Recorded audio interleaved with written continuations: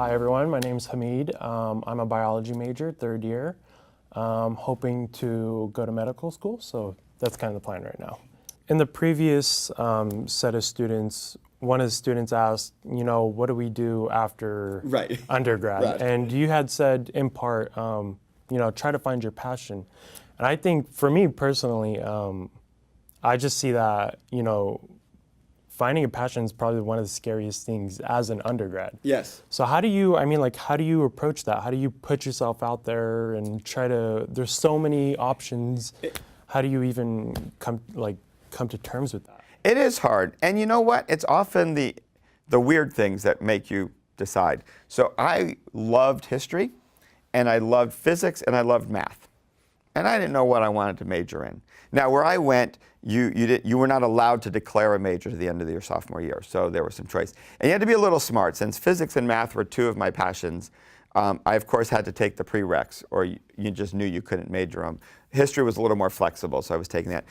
And it's funny, you're right. We all have lots of passions, and then you have to kind of start asking yourself the hard questions. So I love soccer. I loved playing soccer. In my delusional dreams, I was going to play in the Olympics or the World Cup. I couldn't decide which. I barely made varsity my senior year in high school. So, it wasn't really, no matter how passionate I was about soccer, I wasn't going to make money doing it. But I also recognized soccer fell into the category of something I could always do just for fun.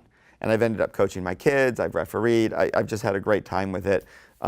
I now am old and slow, and so when I play in the physics department soccer games, I threaten students with failing them so I can score. You use what skills you have. So part of it is recognizing when you have a passion that you can do without it being a job or a career or things like that. Part of it was just, other things. With history, writing is hard for me. I can do it well, but it takes a lot of work. And we had to do a senior thesis at my university, and the typical history senior thesis was well over 100 pages. The typical physics senior thesis was maybe 40. I did the math, I'm like, yeah, physics, much better, shorter. And it really came down to things like that. And the other thing was I realized for me, I loved history, but I didn't need to do it professionally, and history was something that would be pretty easy to stay a part of learning about, even if I wasn't a professional historian. Whereas physics, I love that, but it's hard to do it as a hobby. You can, but it's harder. And then math kind of fell out when a math professor, I went to office hours, which you should all do. And I said, I had a little trouble with this, how'd I do? And he's like, well, you got the proof right, but it took you 3 pages to do what could be done in 3 lines. You did it more like a physicist. I said, oh, I now know what to major in. So listening to what you hear around you can really help with that.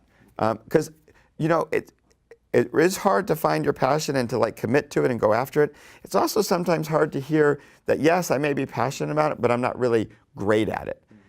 It doesn't mean I stopped doing it. I mean, I still took math classes and had fun with it, but I didn't have to worry about depending my career on it. And so those are some of the things that can help, is just getting that feedback and thinking through those things. What can I do as a hobby? What can I do for fun? What can I really make a career out of?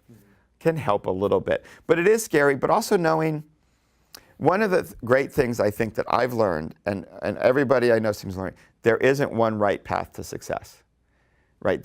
And any path to success will involve failures and choices that don't work out.